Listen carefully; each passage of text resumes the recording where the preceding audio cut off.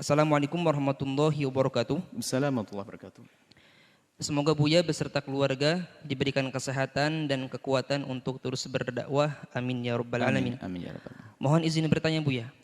Saya mendengar ada himbauan prosedur khusus bahwa jika seseorang meninggal dengan keadaan terkena COVID-19 atau virus corona, dilarang untuk memeluk, mendekati, tidak disambut keluarganya. Bahkan tidak diperbolehkan untuk memandikan jenazahnya. Jenazah akan dimasukkan ke dalam body bag, ditayamum di atas balutan plastik dan dikebumikan. Bagaimana pandangan Islam menyikapi hal tersebut? Dan apakah zaman Rasulullah SAW juga ada tayamum untuk jenazah? Mohon jawabannya Buya. Terima kasih. Bismillah. Yang pertama adalah kepada keluarga atau siapapun yang tertimpa ujian. Jika itu adalah dari ahli la ilaha illallah, maka ketahuilah tidak ada ta'un yang Allah timpakan. Ta'un itu wabah, penyakit yang Allah timpakan kepada ahli iman kecuali karena Allah ingin menjadikan dia mati syahid.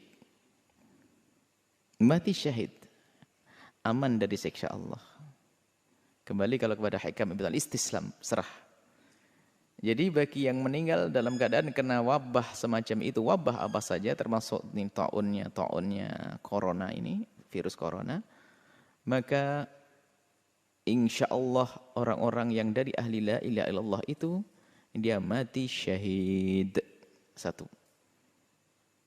Sampaikan kabar gembira ini kepada keluarganya agar tidak berlarut dalam kesedihan. Yang pertama. Yang kedua, jika ada orang meninggal dunia, kemudian ternyata ada virus yang nempel atau yang ada pada orang tersebut, dikhawatirkan menurut ahlinya, dalam hal ini adalah medis, akan menyebar dan menular kepada yang hidup, maka menjaga yang hidup itu sangat penting. Jika diputuskan oleh medis tidak boleh ada yang bersentuhan, ya jangan menyentuh. Karena tidak boleh bersentuh dan sebagainya, maka tidak perlu dimandikan dan tidak perlu diapa-apain, langsung dikuburlah. Ini pertanyaan bagaimana hukum dalam Islam? Begini. Jika ada satu jenazah yang tidak bisa dimandikan karena beberapa sebab, diantaranya adalah karena mungkin semacam kebakar kalau kena air tambah hancur, atau wanita yang meninggal tidak ada wanita yang memandikannya, atau tidak ada laki-laki yang mahram dengannya, ini termasuk yang sering dilupakan. Yang memandikan wanita hendaknya wanita. Jika tidak ada wanita yang memandikan, diambil dari mahramnya wanita tersebut. Jika ternyata ada wanita di kampung meninggal dunia, wanita sudah nggak ada, tinggal dia saja, kemudian laki-laki yang mahram pun nggak ada, maka dalam hal ini ulama mengatakan tidak perlu dimandikan, karena kalau dimandikan akan membuka auratnya. Lalu ditayamumi atau tidak? Dalam mazhab Syafi'i sendiri, Imam Romli mengatakan enggak usah. Selagi tidak ditayamumi, maka ya tidak usah disolati. Menurut Ibnu Hajar mazhab Syafi'i, ditayamumi lalu disolati. Nah ini sebabnya adalah karena meninggal tidak ada yang memandikannya, karena tidak ada yang mahram atau tidak ada yang sejenis. Atau ini yang sebab tidak bisa dimandikan karena ada wabah penyakit yang saat ini kita bahas. Ada wabah penyakit. Jika menurut medis memang wabah itu bakal menular, maka tidak usah dimandikan. Jika tidak bisa dimandikan, ya sudah, tidak usah ditayamumi. Setelah tidak bisa ditayamumi, lah ini sampai di sini. Baik, tidak dimandikan, tidak ditayamumi, tidak dosa Anda yang hidup. Kenapa? Karena apa? Ini fardu kifayah dan kita tidak mampu melaksanakannya. Menjaga yang hidup lebih penting. Yang wafat insya Allah sudah diampuni dan dia mati syahid kok. Jadi yang keluarga tidak usah dirundung sedih karena keluarganya tidak ada yang memandikannya, tidak ada yang menyolatinya. Maka tidak usah dirundung sedih. Ini perlu kami hadirkan. Dan semoga tidak akan menjadi khilaf di lapangan. Maka kami sampaikan, hadirkan kesimpulan permasalahan begini. Maka ada sebagian mengatakan harus solati, ini tidak solati, saya hadirkan pembahasan fikihnya. Enggak usah ribut. Sudah ada yang meninggal kok ribut. Jadi begini, ulama berbeda pendapat dalam hal ini. Setelah tidak dimandikan dan tidak bisa ditayamumi, disolati atau tidak. Kebanyakan ulama mengatakan, kebanyakan ulama ini adalah jumhur ya. Kebanyakan ulama ini jumhur madhab Syafi'i, kemudian madhab Hanafi, jumhur Syafi'i, madhab Hanafi, kemudian jumhur Malikiyah, termasuk madhab kita Syafi'i, mengatakan selagi tidak dimandikan dan selagi tidak ditayamumi maka tidak disolati. Sebab syarat sahnya untuk disolati adalah karena dimandikan atau menggantikan mandi, namanya tayamum. Oke.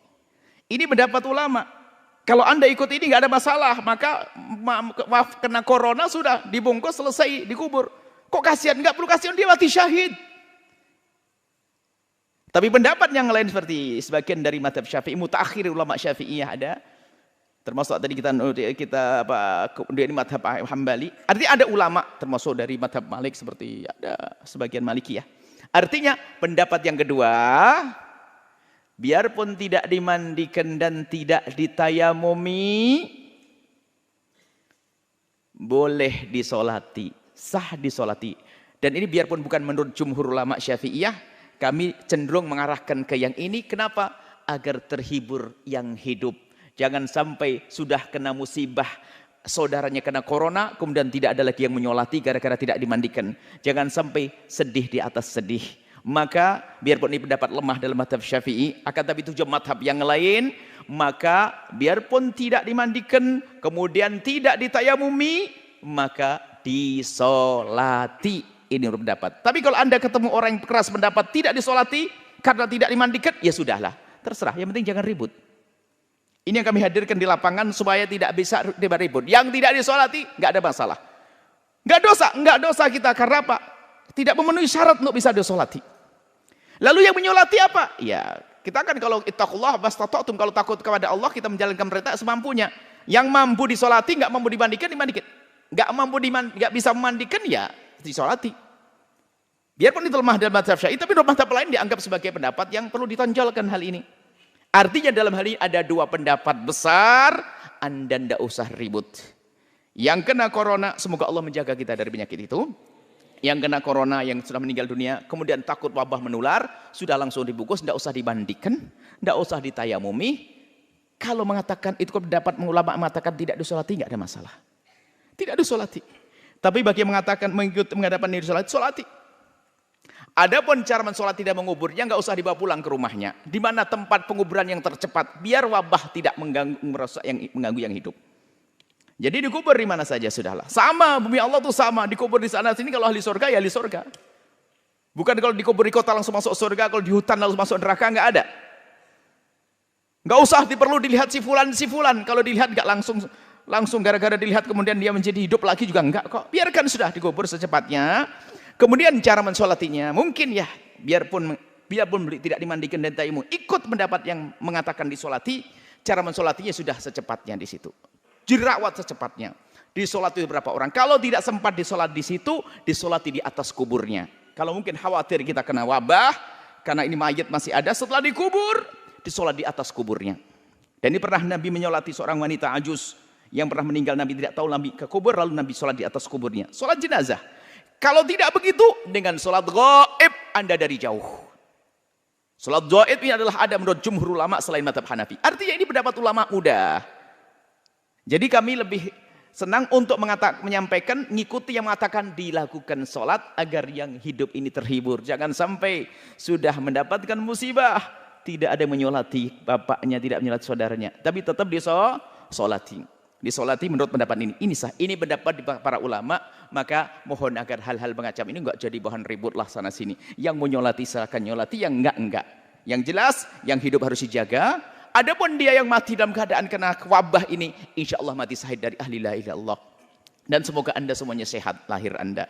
Tapi jangan lupa, jangan mikirkan kesehatan lahir, tapi kesehatan batin. Jangan mudah bermusuhan, jangan mudah caci maki, jangan mudah olok mengolok. Gara-gara pendapat ini kadang-kadang olok-olokan.